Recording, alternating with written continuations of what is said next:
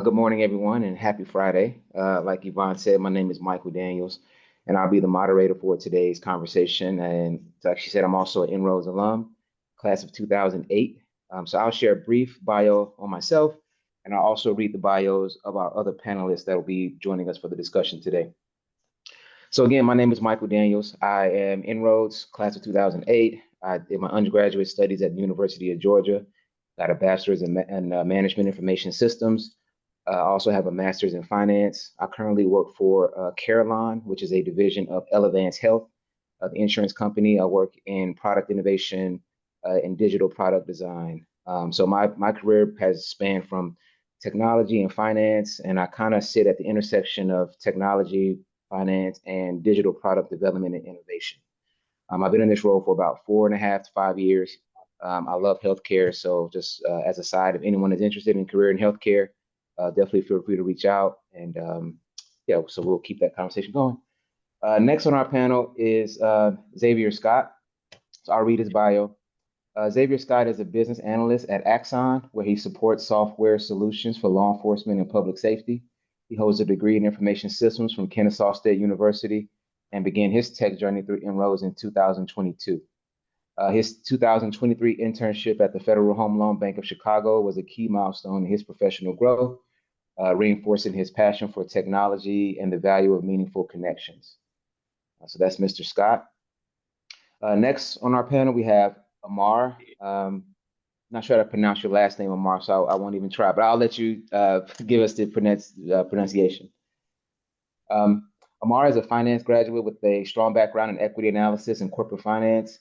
He interned at JP Morgan Chase and United Parcel Services Capital, gaining valuable experience in FP&A and banking. He currently works at Peachtree Restaurant Partners, a restaurant-focused private equity group, where he serves as manager on the culture and people strategy team. Next, we have Lenny Rowe. Lenny is a strategic marketer and brand builder with a proven track record of success across sales, supply chain, and marketing at Fortune 500 companies like PepsiCo and Nestle. He is passionate about leveraging storytelling, data, and cultural insights to grow meaningful brands and brings a collaborative, community-driven mindset to every team he joins. See, we've got two more. Next is Darian Wright. Darian is the Chief Financial and Operating Officer at the National Geographic Society, where he leads finance technology and operations while serving as a key liaison to the Walt Disney Company. With over 25 years of experience across Fortune 500 companies, private equity, and Big Four accounting, Darian is also a member of the the NAMI, National Board's Financial and Audit Committee. He is a proud INROADS alum, class of 1992. And last but certainly not least, we've got Ms. Crystal Johnson. Crystal is an entertainment executive with the JD MBA who specializes in aligning business strategy with creative vision. With over 15 years of experience at companies like Discovery, Sony Pictures and Television, Warner Brothers, Discovery. Crystal has negotiated high-profile deals for projects including The Night Agenda and Just Like That. A proud HBCU graduate, she brings deep expertise in media law, brand growth, and intellectual property, and champions underrepresented voices across the entertainment landscape. So we've got a pretty esteemed panel. So we got a list of preset questions. I'll open the floor to our panelists to see if there's anything they want to add or if I missed anything in their bios or just they want to give any more introductions on themselves. Yeah, my God. Did I pretty much get it right? Sounds great. Ready to get started. Perfect. Can you hear me? Hello. All right. So I've got a, sorry, Lenny, go ahead. Hear me? All right. Yeah, I just wanted to throw in, I am an INROADS alum from 2017, went to Morehouse College, so also HBCU graduate. Yeah, just wanted to make sure it was out there. Awesome. Yeah, I didn't say this in the bios, but I'm also located in Atlanta. I'm not sure where everybody else is, but I'm in Midtown, just to be exact. So how many of the panelists are in Atlanta? Because it seems like I'm also in Atlanta. Okay. And I'm in Charlotte. So not too far, yeah. And I was a 2008 graduate, INROADS alum as well. So, okay. So we're same class. Yes. Cool. I'm in Atlanta as well. All right. So Atlanta's represented. Southeast. That's what's up. All right, so I'll get into the preset questions. We've got a few questions, but we'll keep this conversation flowing naturally. So feel free to interject as we go. But the first question that I'd like to pose to the panel, what was your first step after inroads and graduation? And how prepared did you feel having gone through the inroads experience? So I'll go whoever wants to first. start. Okay. Yes. So after graduation, I went to law school. So that wasn't my initial plan. But inroads definitely prepared me with the experience of working in a corporate setting. So when I went to law school, I was ahead of the curve when it comes to understanding what corporate settings were like, especially going into a law firm and knowing what I needed to say and how I needed to respond to certain things. And just the normal office dynamics that you don't really know coming out of undergrad. So it was definitely a great stepping stone to get me ready to go into a new industry and also to prepare for graduate school when you're working with people who aren't typically your age. So the average law student isn't coming straight through undergrad. They're, taking a few years off. So working with people who have families and kids and working around their schedules, inroads helped me to prepare to work in those kind of environments as well.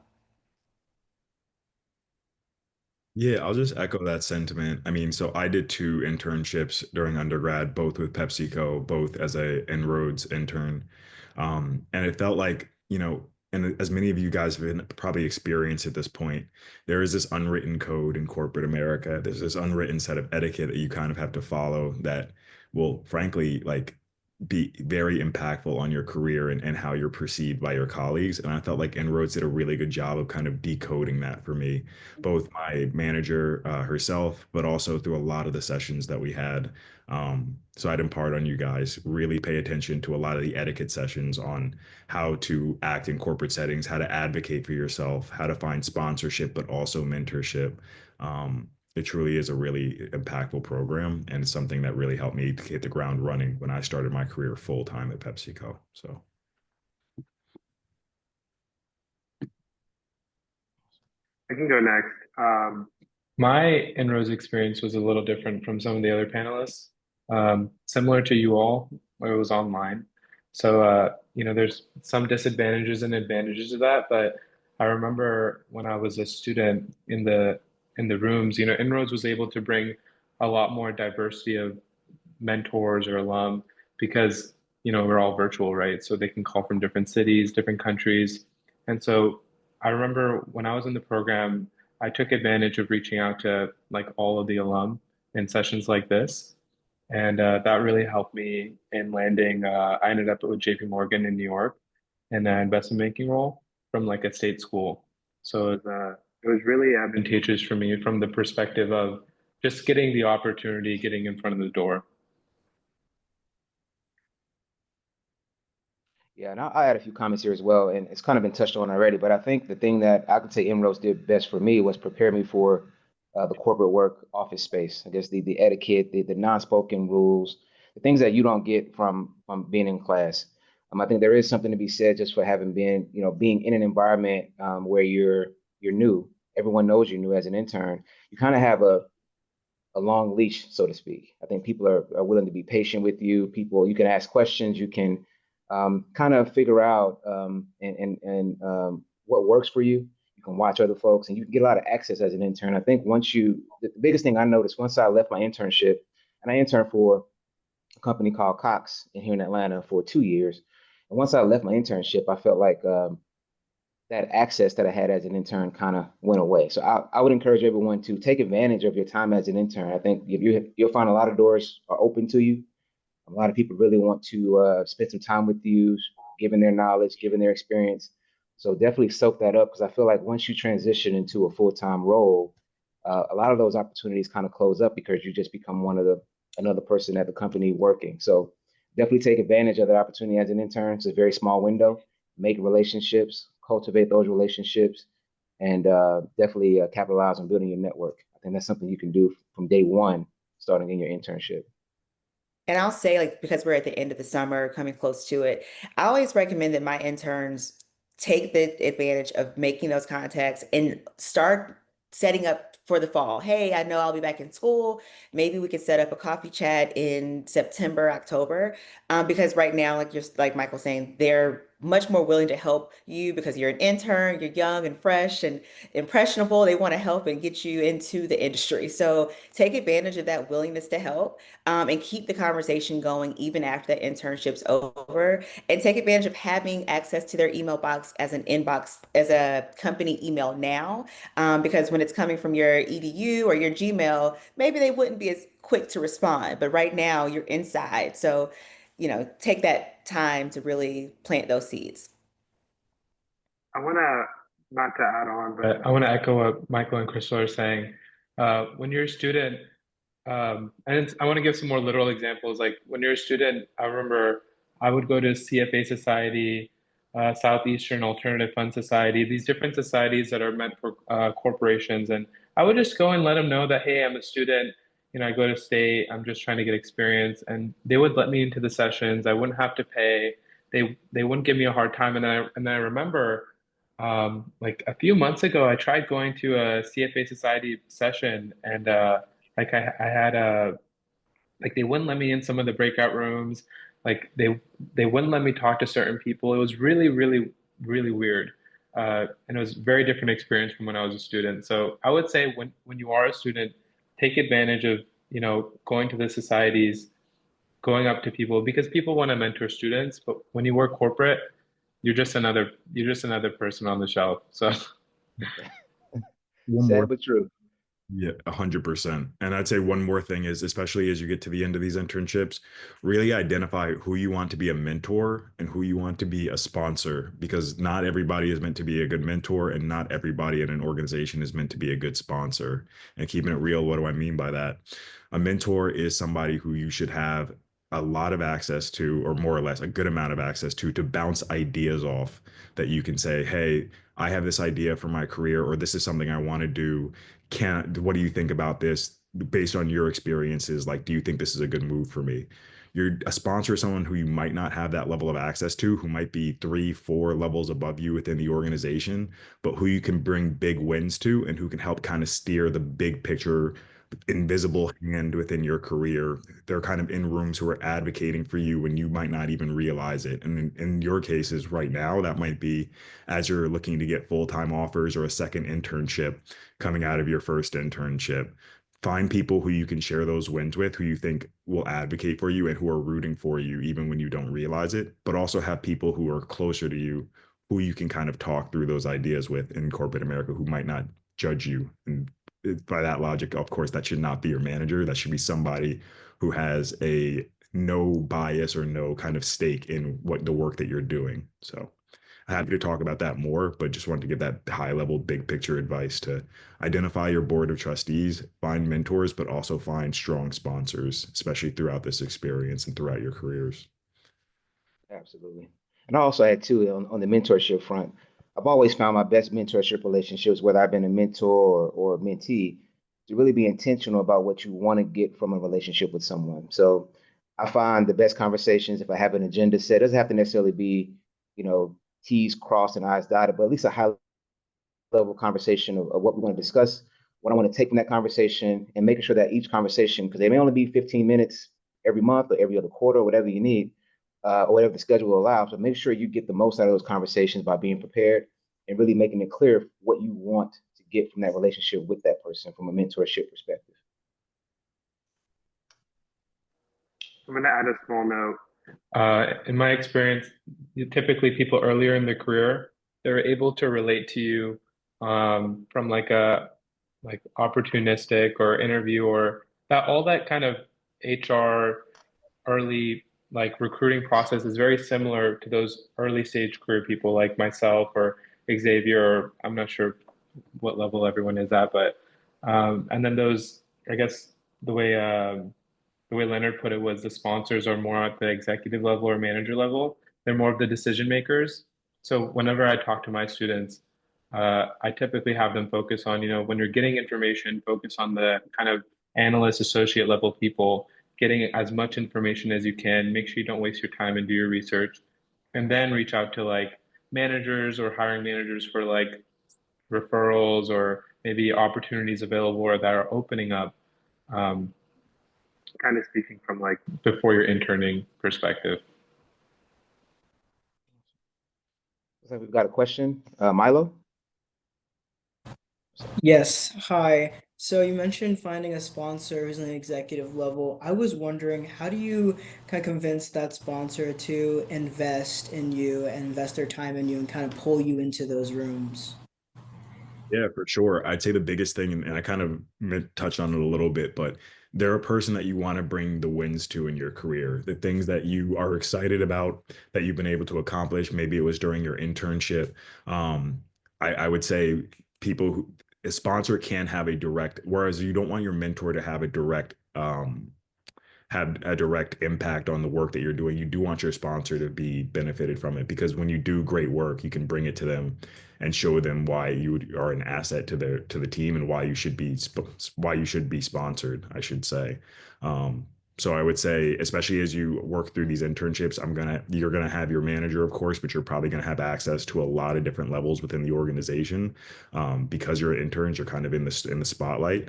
I would say foster those relationships. Make sure it's very evident, especially if you're doing an internship share out project at the end, the work that you were able to accomplish and the impact that you had. And I can't remember who made it. I think it might have been Michael, but stay in contact with those people as you kind of move through and get back onto campus.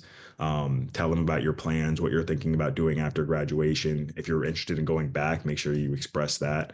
It doesn't take more than a few emails and a quick conversation or a coffee chat to keep yourself top of mind when they're making those decisions. So. Thank you. Appreciate it.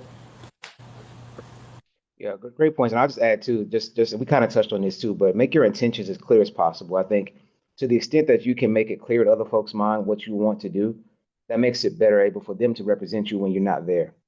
So try to make your vision clear, what you want clear, so that way when opportunities come up, they can say, "Oh, I know someone who was thinking about this, who had a conversation with Milo about this. You know, they'd be perfect for this role, this opportunity." All right. So if there are no more questions, I'll move on to our next prepared question. Oh, sorry, Chastity, question. Hello. Excuse me. I thought I had my hand up, but I have a few questions, if y'all don't mind me asking. So, number one, um, my sister, she's an intern, not through Inroads, but she's working, through the USDA for forestry services as an intern. So she was sort of worried at first, that she didn't have as many tasks as her regular colleagues. And I was wondering if I were to intern and any of the companies that Inroads is connected to, if I would have to worry about that, because I'm sort of a busybody type, and if I don't have anything to do, then I'm sort of afraid that I'm not doing enough. Yeah, I mean, I would say I'm a bit conflicted on the answer, because on one hand, I know I'm the same type of person, but on the other hand, I always tell people, do not ask for more to be put on your plate, because there's probably better things that you could do with your free time.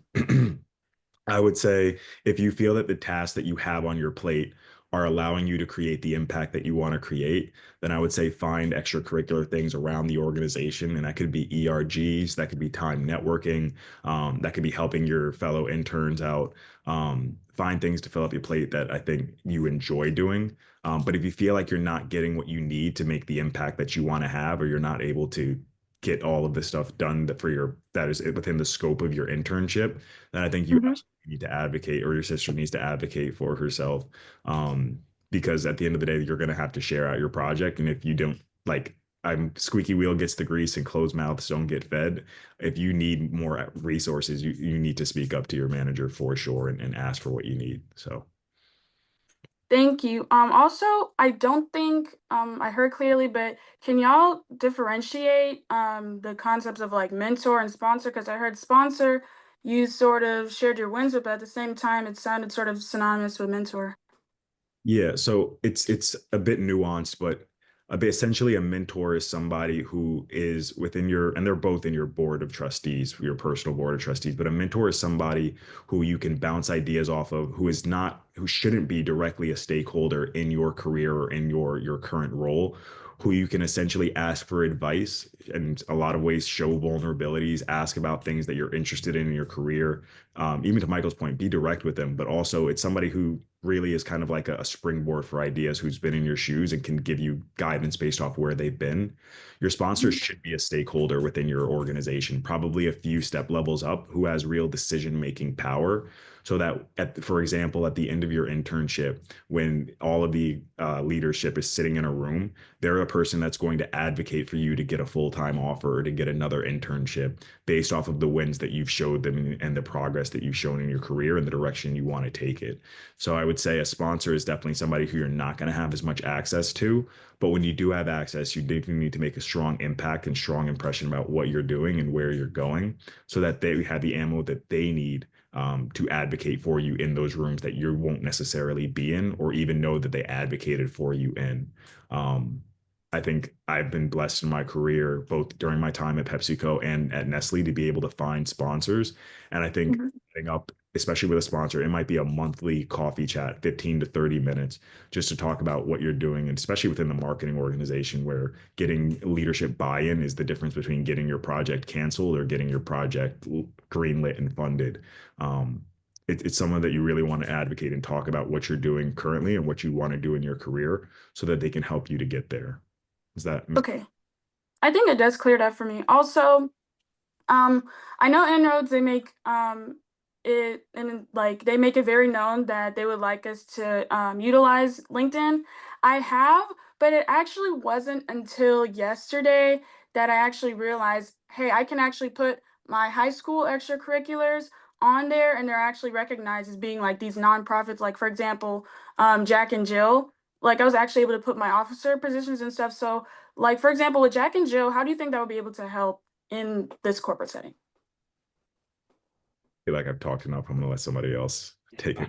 Well, I'll chime in. I think having access to a network and people recognizing maybe that, a manager, their children are in Jack and Jill as well. So just some familiarity with what your involvement is in high school and moving forward does help. And as you're in college, maybe it becomes a sorority, and then maybe it becomes an organization you're involved with. Extracurriculars are a great way to get involved and span yourself across networks, but also it's a great way to make connections, to say we have some similarity and something in common besides what we're going to do between 9 to 5. Okay. Thank you all for answering my question. Sure. And one thing I add to that too, on that as well, Crystal, is I've always found people that come into a role, or young professionals, or people that I get their resumes. I think it's important that you connect the dots in terms of how your extracurriculars fit the role or fit the need of the company. So I think Absolutely. it's always advantageous for you to think about how Jack and Jill benefits the organization that you want to be a part of, or how those skill sets translate into the role that you want. So to the extent you can articulate those in any interview setting or any resume or cover letter, whatever the case may be, always do that. Don't leave it up to the person interviewing you to make the connection. If I could tell a quick story, I had a partner at KPMG I was talking to when I was a sophomore, and he told me about a time where his daughter was going to dental school, and this girl with a dental resume, like no business experience, was applying for a consulting analyst position at his on his KPMG team, and his resume came across his desk, and he decided to give her an interview. Long story short, she ended up getting the job because she was such a strong candidate, even though she had no business experience. So I always tell people, like whatever experience you have, it's just about the story you tell, especially in business. If you're going into engineering or you're trying to be a doctor, like you're gonna have to go to med school or you're gonna have to go get an engineering degree. But if you're going to business, as long as you can tell a story and articulate your experiences, like Michael said, you typically can get into something. It might not be exactly what you want in the beginning, but it'll eventually lead to what you want. Looks like we've got a question from Brandon. Yep, hello, sorry. I have it's like personal, but I think it could definitely, like a lot of people could relate. So I'm working at Pfizer in a site in North Carolina, but I'd like to transition to a different role outside of my current site. I've been doing a lot of networking with people in that position in that role, but could you offer guidance in how to like better step my foot in and show out? Because there are obviously people who are working in that department, in that role already, interning there. So how could I also let it be known that I'm interested there and also get ahead of the curve in that regard? Brandon, are you talking about wanting to go from like a field-based role to like a corporate, like a headquarters role? Is that kind of the Yeah. Awesome. I mean, I'll take that one first because that's pretty much exactly what I did. So I started my career at PepsiCo in a field-based sales role from my internship in INROADS. And as somebody who wanted to get into marketing, it was a bit of a challenge at first to kind of make that transition, especially because a lot of these companies do build out their programs as a rotation that they expect you to do a certain handful of roles. I would say, and this goes back to the mentorship and sponsorship thing, as Michael said, be very clear about your intentions and where you want to go. Advocate for yourself aggressively. And frankly, once you've fulfilled any requirements of a rotational program or an internship program, and I don't know if you are kind of about to graduate into a full-time role or about to do another internship, but I would say just be very clear about what you want and specifically how the experiences that you had in your field-based sales organization would make you a better sector or headquarters role. I think that's one of the things that really helped me to kind of make that transition was a lot of people who work in those headquarters jobs do not have field-based experience. And depending on the function you're working in, it is one of the most useful experiences to have to understand how you're executing on the strategies that corporate is rolling out, what works, what doesn't work, and what it's like to be in the field with our live customers and seeing it happen in the day by day is something that I would absolutely talk about if you ever when you get opportunities to interview for headquarters roles. I would say just be very clear to I believe it was Amar's point in terms of what story you're telling and what the experiences that you've gotten to this point, how they're going to make you a better headquarters employee. And if you want to talk it more on the side, I can send you my email because I'm actually very passionate about that one in terms of making career transitions from field to wherever you want to go. So Thank you. I'm open to that. I can message you my email as well or my LinkedIn. I'm gonna add, when I was in Atlanta, I was interning with JP Morgan. Not the same situation because I was in banking, but I was trying to get into, the New York office and an investment banking role. And I remember I made a huge mistake, and I guess Lenford can correct me if I'm wrong, but I didn't let HR know. And so I let my manager know, but he didn't let HR know, or I think maybe there was this miscommunication. And um, when it came to the end of the summer, when it was like 2 weeks before it ended, they offered me a full-time role in Atlanta. And I told them that, oh no, like I want to be in New York. And so, they kind of told me, hey, like you got to let HR know that this is what you're interested in and this is what you're looking for. And I didn't let enough people know in reality. Like I didn't let the ED know at the Atlanta office. I didn't let the HR team know. I didn't let my recruiter know. So being transparent about what you want, advocating for yourself, like Lenford said, those are really important. Thank you.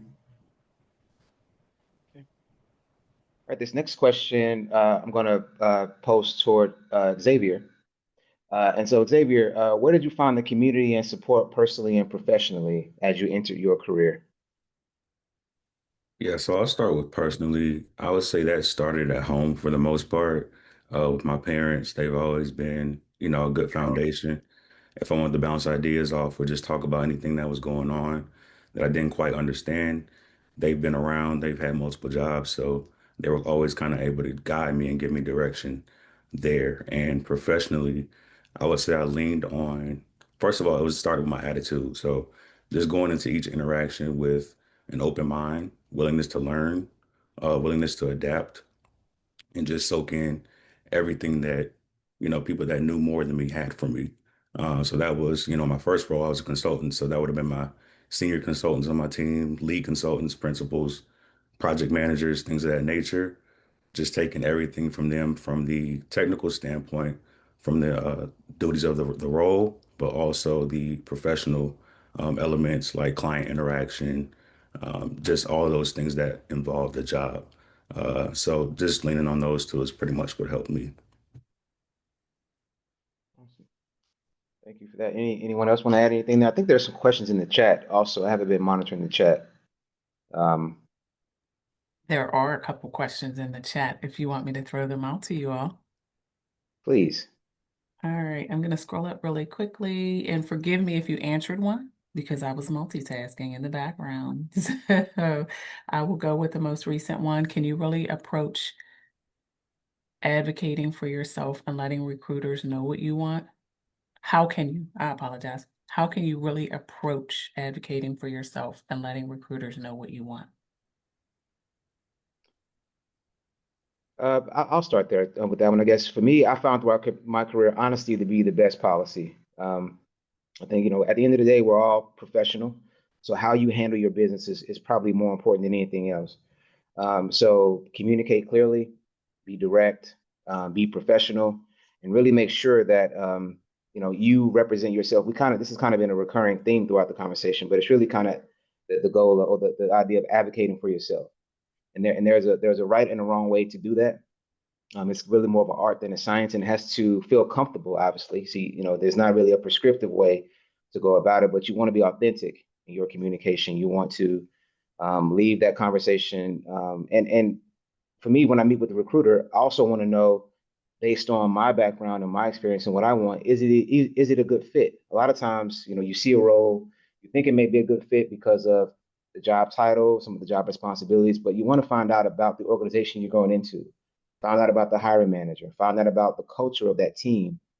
All those things in the long run, they're going to factor more than the job title, more than the money, because ultimately, if it's not a good fit, you won't be successful, and it could ultimately send you on a wrong path.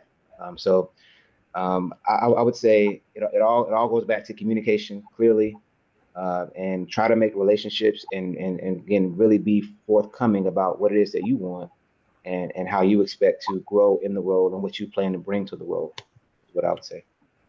Hey, this is Darian, folks. Good morning. I'm an INROADS alum from the late 80s, early 90s. So I'm going to date myself a little bit. But on this recruiter piece, I want to add to Michael's point. As folks go into the workforce, you have to keep in mind that recruiters do not work for you, right? So that is first and foremost. When a recruiter is basically reaching out and basically trying to find folks for a role, they have been hired by a company. And so at the end of the day, they work for the company. They do not work for you. So, and it's very important because I think too many times I talk to folks and they say, wow, the recruiter didn't call me back, or they're not helping me with my resume. That is not their job. Their job is basically to find the best candidates for an open role, and basically they get paid upon that. So you as the candidate have to basically do a couple of things, as Michael talked about, is how do you present yourself in the best light? Do you have a clear and concise story that says, hey, here's what I've done over the last 5 years, and here's transitions I've made, and here's the reasons I've made those transitions. So what you are trying to do is put yourself in the best light so that that recruiter feels comfortable. Hey, I'm okay to put this person or this candidate in front of this company. So keep that in mind as you work with recruiters over the course of your career. I'm going to add one more thing. And Carrie, this isn't what you asked, but I think this will help you in what you're trying to accomplish. When you're speaking with recruiters, know that they aren't always the final decision maker. I remember one time when I was interviewing with, I was one of the big four. I knew the MD on the team, but I had a hard time connecting with the recruiter. And when I went through the recruiter interview, I knew I didn't do a good job, and I didn't have a good relationship with them. And I don't know for certain, but I remember the hiring manager, which was that MD relationship I had at that time. I remember I still got past that first round with the recruiter and was able to get a super day interview with I can't remember the company, but when you're going through these interviews processes with these large organizations, typically Fortune 500, the recruiter is helpful, but if you're able to know the hiring manager and know who that is and build a relationship with them beforehand, they'll usually advocate for you even more and actually help you get that opportunity more than the recruiter could. So just keep that in mind. It's a little difficult because you don't always know who that is, and getting in front of them is pretty difficult. But if you can, it'll pay you dividends in the future. Yeah, I couldn't agree with Amar more. I think that is probably the biggest thing. And frankly, there have been times in my career too where like literally like the hiring manager would essentially tell the recruiter, I want to be careful how I say this, essentially tell the recruiter like, okay, like just figure out how to get him on to the next round of the interview. It's so I would say like if you can build those connections and as an intern and as somebody who can go to be in these networking spaces at this point in your career and throughout your career, definitely continue to make connections and also realize too, and this is probably huge advice, no matter where you are always representing yourself professionally. Be very conscious of how you show up in every room that you enter, whether it's a networking event or not, because you have no idea who is who in any room in any airport. Like I'll give you an example. I say airport. I was at another event. It was for consortium. I'm going to get my MBA in the fall. And I was leaving OP, which is very similar to this national conference on the MBA scale. And I was at the airport standing in line waiting for security, and somebody behind us struck up a conversation just about, oh, did you guys go to orientation program? How was it? What companies did you like? Did you interview? Just asking a ton of questions. My radar's immediately going off. I'm like, yeah, how about yourself? What are you here for? Turns out he was one of the hiring managers at General Mills, which was a company that I interviewed for. And he asked me specifically, what companies were you interested in? Which ones resonated with you the most? I gave the most vanilla answer, fortunately. I said, they all were great. They all had a ton of really good things. But I just want to say all that to say, like, be very careful about like how you show up in the world. You never know who is who. And definitely like you can make some really strong connections anywhere within the business space. So Yep. Thank you for that. We got a question. Ikena, not sure if I pronounced that right, but the floor is yours. Hi, give me a second. I'm just trying to zoom in my screen because I can't see for some reason. Hi. So my question was, it relates to more like because I'm a rising senior. What steps should I take as a rising senior to effectively market myself and become a strong candidate for a full-time job after graduation?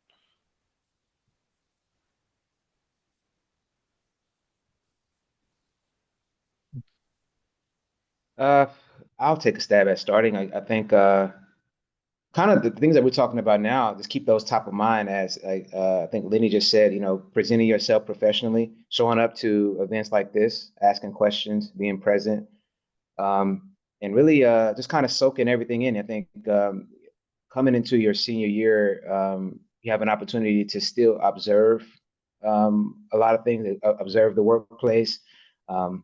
You can really spend some time just kind of honing what you want to do.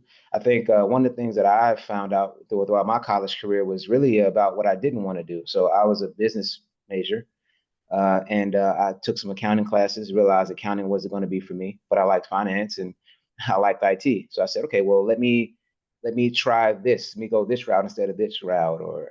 So I think at this point in your career, in your educational career, you still have the opportunity to pivot. You still have the opportunity to dip a toe into an area that may or may not work out. So I would say don't be afraid to take risk. And you never know where the road is going to lead you. I think moving forward is the ultimate destination. And so as long as you're moving in a direction where you can see yourself progressing, be it professionally, personally, I think the career, so to speak, that career trajectory will kind of that pathway will become more clear as you start to walk it, if that makes sense. And Michael, I think that actually there's a question in the chat from Tiffany about advice to someone who isn't sure of their specific path. I think that answers it, but I can say for me, I was a marketing intern in undergrad, ended up going to law school. Ironically, my marketing team that I worked with INROADS, they did a lot of work around NASCAR. So I had no idea when I was doing that internship that I would end up in law school. But ironically, ending up being an entertainment attorney, that was one of my first experiences that INROADS provided me, being in a room where I was going to NASCAR races and being around athletes that were considered talent. So that really did kind of frame my mind on how to work with people who were celebrities or who had influence. And I'm saying this to say everything is transferable. So although you may not know what your specific path is now, take all of those nuggets and put it into, your chest of making sure you develop those skills so that when you get to your next place, you can build on that. But don't disregard what you're learning now. Maybe it may not be in the role you want to be in, the company, or on the team within the company even, but there's something that you can take with you that you can build on for the next opportunity. I'm gonna I'll say, add to that as well. You can go oh, go ahead. ahead.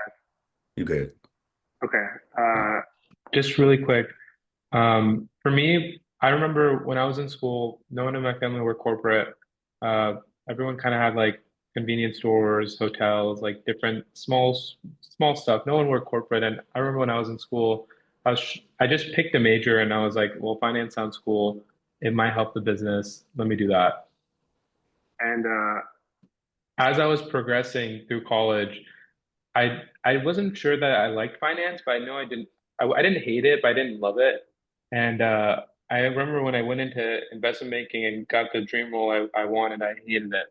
And I was like, man, what am I doing?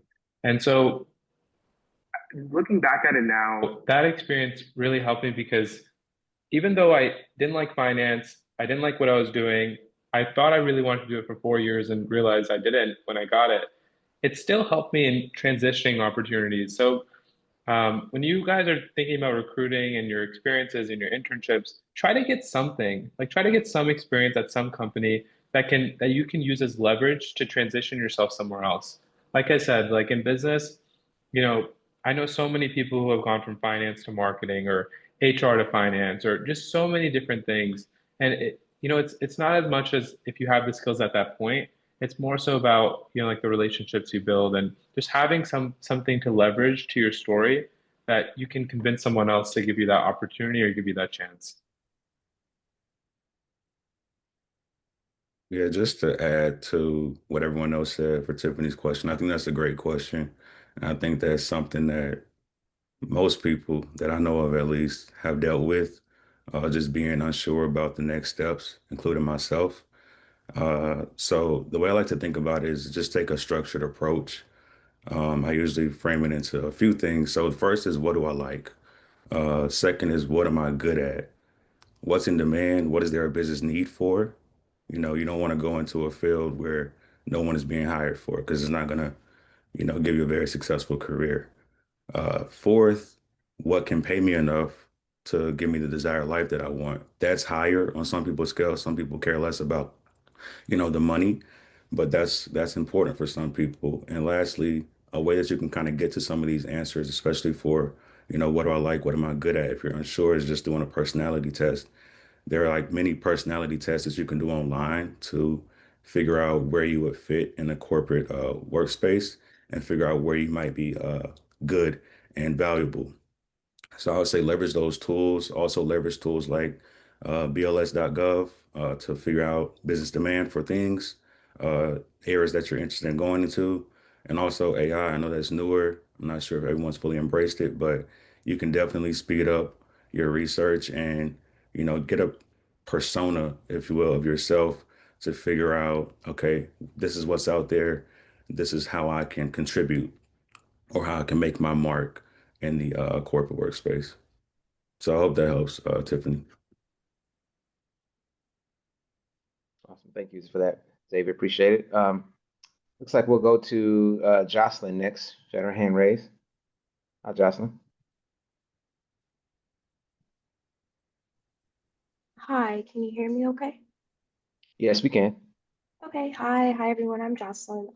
I wanted to just ask what advice you would give someone such as myself transitioning their career. I'm a senior graduating soon in the spring, transitioning into a career that's outside of their major. For example, I'm a journalism major and I'm transferring out and pursuing a career in corporate communications. Yeah, I would say just be clear on that story. To me, I know people who have gotten degrees in every manner of study that I think they offer at four-year institutions. I think the biggest thing, and it's kind of been said, and I'll just say it one more time, Amar, sorry to echo your words is just be clear on your story. You said you're a journalism major and you want to go into corporate communications. To me, that is a very reasonable pivot, right? Being able to create those communications to work. It sounds like a very PR oriented role. You have experience in writing and communicating with people in a way that is compelling. I think that is exactly what if you look at a job description in corporate communications, those would be the skill sets. So I would just say, if you, as you get into those interviews, talk about how your journalism major prepared you to be able to write corporate communications and to be able to work in that PR function. It's all about the story you tell at the end of the day.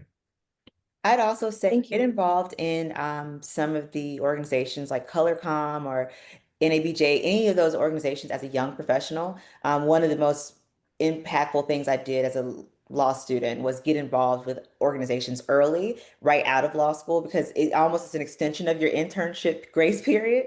They're very willing to help you because you're entering to the industry that they've been in. So that's a great place to find mentors and sponsors and people who will champion you as you build in that industry. And they also have industry events such as conferences or seminars throughout the year that give you the experience and the skills you need. And you never know who you'll meet in those settings, because the whole point for them is to network and collaborate. And you're coming in as a new, fresh hire, young professional. It's a great opportunity to really tap into that. Thank you. Thank you for that. I really appreciate it. Thank you for that. Next, we'll go to Nyara. Did I say that right? Hi, it's Niara. Nyara. Hi, sorry. Thank you. So, hello, my name is Niara. I am a rising senior at Morgan State University, where I am double majoring in human resources and marketing, and I am currently interning at Constellation Energy. So, my question is, with someone that is, getting these experiences and other internships, let's say you're in a position like mine when you're actually finding like an internship that you're actually like really, really interested in being your full-time career. So, for my case, I'm working in workforce development at Constellation, and I'm finding that this is really where I could see my future. Would you still recommend continuing on these internships, potentially like continuing it into the next summer, or still looking for other opportunities just in case I find something more? Well, that's a great question. I can actually make a case for both. I could definitely make a case for if you found a good fit, particularly with the work you enjoy, especially if you found a company and an environment that will support you and you feel like you can grow and flourish. I definitely advocate hanging out there for a few years, but also thinking about how you want to build those complementary skills, right? The things that you're getting now, how can you augment those to round out your skill set? I think the goal, especially when you're early in your career, is to get as many experiences as you can get to kind of again round out your entire skill set. And it takes time, and it's really more of a feel for kind of thing. There's really no right or wrong answer. And one of the questions that I've gone back and forth on my career personally is, when do you leave a role? When do you go to the next role? How do you know you've extracted all the value out of this role? So those sorts of things really, again, those are more of an art than a science. It's really just being in tune with yourself, how the work is benefiting your life, and how the company culture and the culture of the environment is benefiting you. Because I'm a big believer in we do our best work in places where we feel good. I've been in jobs that have had fancy titles and lots of money and all the status, but the environment is toxic. I've been in places where company's small, team is small, no one knows anything about what we do, but it's the best place I've ever worked. So it's really finding that fit and kind of filling it out for yourself, but trusting your overall goal. And again, my big thing that I go back to is, does this move me forward? It may not be forward in a direct path. It may off be to the left or to the right, but does this put me further in my career, further in my professional development than I would have been had I done something else? That's kind of how I gauge it. But I'll open it up to anyone else who wants to comment there. Yeah, I would and that was said extremely well, Michael. The only thing I would add is guys, we're all young in career, especially you guys, you have your entire careers ahead of you. Take the risks and do the things that you're interested in now and early to find out if it's something that you want to do for a lifetime, right? I would say don't feel like the first role or the first few roles out of school are going to change or ruin the trajectory of your career if you don't pick right. That couldn't be further from the truth. Do things that you're interested in, see if there's something that you want to build your career in. And if not, there are plenty of levers that you can pull to pivot. Whether you want to just take the experiences and move into something else, whether you want to use an MBA or an advanced degree to pivot into something entirely. Ultimately, just do things that you're interested in, do them well. To Michael's point, find the skills and the things that you can take from those roles and opportunities, and figure out if it's something that you want to do for a career. Because it's a long career, y'all. Like I'm 10 years in, and I'm starting to realize like I get to take a 2-year break for my MBA, and I'm like, oh man, there's like another 30, 40 years on the other side of that. Like you will have time to make all the changes you want. Just do the stuff that excites you. So. All right, we're coming up on time, so we'll try to get a few more questions in. Azil, Hi, it's Ehizela. I'm And sorry. it's fine. I'm currently a junior in college studying computer science, and my question is, sometimes I hesitate to speak up or ask for things because I don't want to come off as a burden. So what is your advice on getting past that mindset in a professional environment? You don't I'll ask. speak to that. No, I'll speak to that because actually, and I'm going to speak to it as the woman on the panel, actually, because that is something that's a trait that's more common with women in workplaces than it is with men, and it's also because of imposter syndrome, other things that studies have proven. I will say you take it as the approach we've been saying, common, like lean into being an intern, lean into being a young professional, and accept the fact that the expectation is not that you know everything. If you come in knowing everything, then the question is, why are you in an intern position, right? So the understanding is you're supposed to ask questions. Intellectual curiosity is one of the most impressive traits that you can have as a young professional, because that shows that not only are you engaged with what you're learning, but you're also taking it that next step. So it really is a reframing of your own perspective. And as a woman, a young woman, it is a reframing of the I belong here. I'm supposed to be here. This is where I was chosen to be. They picked me out of all the people who applied. So considering that, I don't have to worry about being a burden. I'm going to ask the question. I'm going to ask an informed question, and I'll give you some advice and what tips that I did early on in my career was I would always start the question with, this is what I've looked into. So I found this information, but I still have a question about this. Now, my findings may be absolutely wrong, but that at least gives me the confidence to say I did go looking for something. I did try.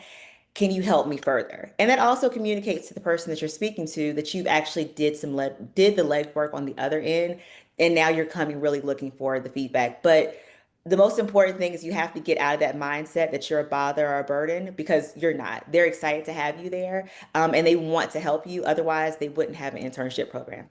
Yeah. And I'll piggyback on that, Crystal, because you will find over the course of your career, if you do not ask questions and remain quiet, a lot of times people will interpret that either one, you know everything, so everything better be correct, which is probably not going to be the case, or Right. two, you are not engaged. And so you do not want to leave that impression that, hey, you are someone who basically just takes everything in and they never hear from you.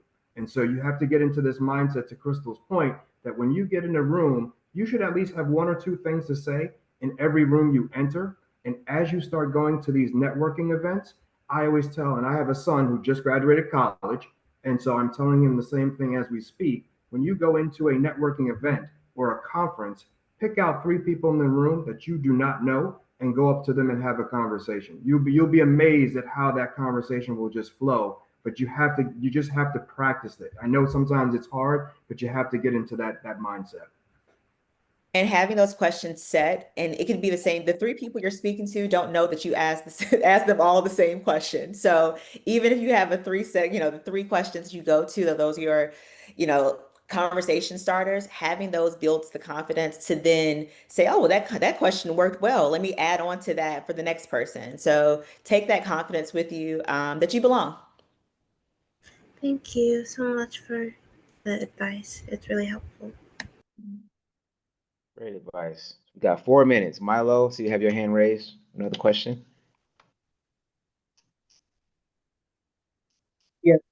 Hi, thank you. So I was wondering, so I've met with two VPs this past week and it went well. And pursuant to the conversation about mentors and sponsorship, I was wondering, how do you cultivate these relationships and continue to grow these relationships once the internship wraps up?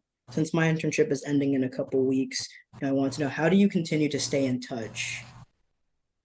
One of the things that I would definitely recommend is start to have macro conversations about the industry. I think that's one good way to always keep the conversation going. There's always changes in industry. I'm not sure what industry you're working in, but that's one way that you can always bring something topical to the conversation. You can ask, "Hey, I saw this happening in the news.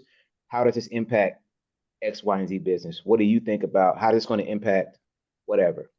I find that to be a good introduction into a conversation. Anyone else?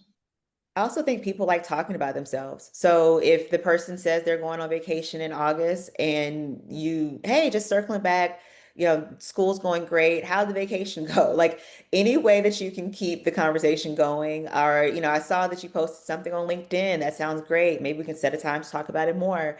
It's really about keeping the conversation going without, and I guess you all call it breadcrumbing, but without it being a little annoying and just continuing to like just bother them with I'm having an existential crisis. No, like let's keep it exciting and be someone that they're excited to talk to. I have some mentors that I met when I was in law school, and to this day they're like, oh my goodness, I saw that you posted this, I'm so excited. And that's because we created genuine relationships. And I think sometimes we separate in the corporate setting, they're not your friends, but you can have genuine relationships about people's interests and what they do. And that helps to build that relationship of, I like this person. I would love to see where they're going in the future. And if we can bring them back here and have that time, I'll do what I can do to have that, to help them. So think of it as building a relationship after internships and whatever that takes. And Milo, if they've offered to be your mentor, like they have explicitly talked about it, take that as an opportunity to set up a reoccurring. And it doesn't have to be once a month. It could be once a quarter, twice a year. But as you're going through and finishing up your education, definitely stay in contact, and do all of the advice that the other panelists said in terms of having real conversations that aren't kind of just transactional, like really be invested in them in the industry and show your curiosity. But definitely like the second they say like, hey, I'd love to stay in contact, set something up, because business world is extremely busy, and if you don't, like, it will just be forgotten and lost. So Awesome. If I Thank you could, all for the advice. Absolutely. So that's a good point. I'm still in touch with my first manager in my first big girl role, and I won't date myself like Darian did. But let's just say I've been working for a while and he still reaches out to me. And this is connection. He knows my birthday, my children's names, my husband's name. And he reaches out on Mother's Day, Christmas, the holidays. I still get a Christmas card. That is relationship, but it has to be intentional. It has to be intentional. So I want everyone on this panel to be able to share some closing remarks with our guest. If there's any last minute questions, please put them in the chat. I know we are at the 12 o'clock hour. That's why there is a buffer here between this and your next session, because I want to make sure that you get those questions answered and that you have value. And I do respect the time of our speakers. So if everyone on the panel would like to share a last piece of advice to our scholars and our interns in the room, please take this time to do that. Sure, I'll say a few quick words. So, first of all, thank you all for having me. This has been a pleasure. This is the first INROADS event that I've been a part of since I've graduated INROADS in 2008. So, it's good to see the young professional environment still thriving. Yvonne, thank you for all your hard work and pulling this together. This has been awesome. And I'm on LinkedIn. Just search my name. If you have any questions for me there, you'll find my LinkedIn information, my email address. Again, I'm located in Atlanta. So just feel free to reach out if you have any follow-up questions. And yeah, thank you all for letting me be a part of your conference. I really appreciate it. Hey, thanks for that, Michael. I'll chime in here. I'm located in the DC area, originally from the Bronx, so I still got ties up in New York. And I would say for everyone, get comfortable with change, right? You have to have this ability to embrace change and be able to pivot. In my career now, I've been through 2 mergers, company going public, a sale of a company. I mean, so these things happen and they are a part and they are a normal part of corporate America, if you will. And so you have to have this ability that says, hey, something is happening. How does that impact myself? Where can I add value to the next level? Or is this an opportunity that I have to look at something else? And so, but you have to be comfortable with that because it will happen to you more than once. I'll add something here. So, first of all, thank you. I appreciate the opportunity to be here once again in the conference. I always enjoy giving back to the students, the interns, everything, since I'm pretty close to them in age and I can relate on a lot of the things that are going on. So, just last piece of advice, I would say, just to echo everything, be present in these moments, ask questions, and don't take relationships or opportunities for granted, no matter how small they might seem, because the people and the opportunities that you're getting in these moments, along with those skills, are honestly shaping your career, and you have to be open to allowing them to do so. Just seek out opportunities to continue to grow and just have that open mindset. I always like to say you can't receive blessings with a closed fist. So always go into it with the right mindset, the right attitude, and appreciate everything that comes your way, including the detours, the pivots, everything that comes along your journey. I'll chime in. This has been great. You all can find me on LinkedIn. And I'll say my last piece of advice is you have plenty of time. I think if I could go back to Crystal when I was in you all seat, I thought I needed to have all the answers.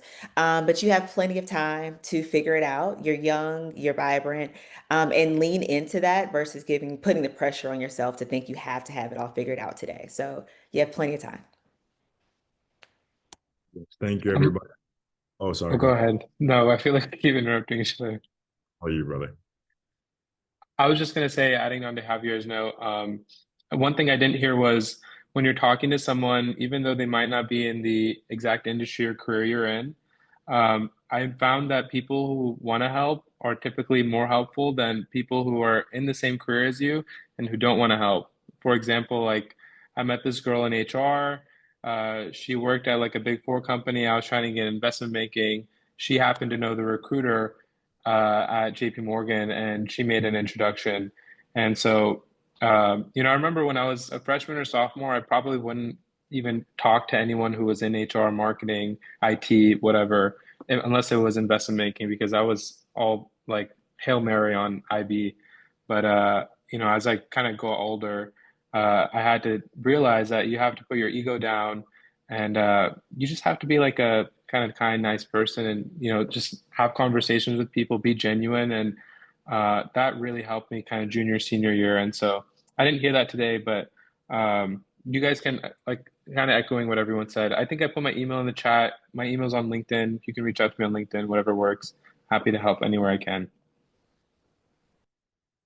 Yeah. Thank you everyone for your time today. I'm in the New York, New Jersey area, though I'll be headed up to school up in New Hampshire. So you can find me on LinkedIn. I've shared my email. I can drop it in the chat if anybody has any questions. I would just say the last thing I would leave you guys with is just find the things that excite you. A career doesn't have to be just a string of jobs. It can be a source of fulfillment. It can be something that's very exciting. And oftentimes, and this is something that I specifically want to say to the people in this room, oftentimes the difference between you and the person who's in your dream job is just that they were rigorous in their pursuit of it. They did deep research, they were passionate about it, and they did everything they had to do to get into that position. There is nothing separating them from you from an intellectual standpoint, in a lot of cases, sometimes even from an experience standpoint early on. But the question is, if you really want it, how bad do you want it? I remember when I was trying to break into marketing, I was listening to podcasts. I was literally reading marketing books in my spare time. I was watching campaigns. I was basically binging everything that I could about what's good marketing, what are the prevailing theories, so that when I could have those conversations with marketers, I could have an informed opinion about the things that were going on within the industry. Again, just find something you're passionate about, go after it, and realize again that you can have a lot of fun in your career if you just take a shot. So Oh, and way too early plug, but really consider your MBA in the next 5 to 6 years because AI is advancing, agentics is real, and having strong leadership intangibles is going to be what separates people from getting their jobs replaced by AI, just being transparent, and people who are still thriving within the business space. So happy to talk more about that too. But yeah. Well, thank you all so much. I personally want to thank Crystal, Amar, Lenny, Darian, Xavier, and Michael. Hopefully you all will connect with them on LinkedIn. Make sure you send a message. Don't just, I want to connect, right? Start off. I was at the Inroads. I'm an Inroads student, and I was at the panel, and what you said resonated. But just create that introduction. You all have a break before your next sessions that start at 12:30. So thank you so much. Go grab you something to drink, check your email real quick, and get ready for your next set of sessions. There's 4 opportunities, and they're all going to be amazing. I hope you all have an amazing rest of your weekend. Panel, look forward to hearing from me after I come back from vacation. But again, I appreciate you all. Everyone have a wonderful day and enjoy your weekend.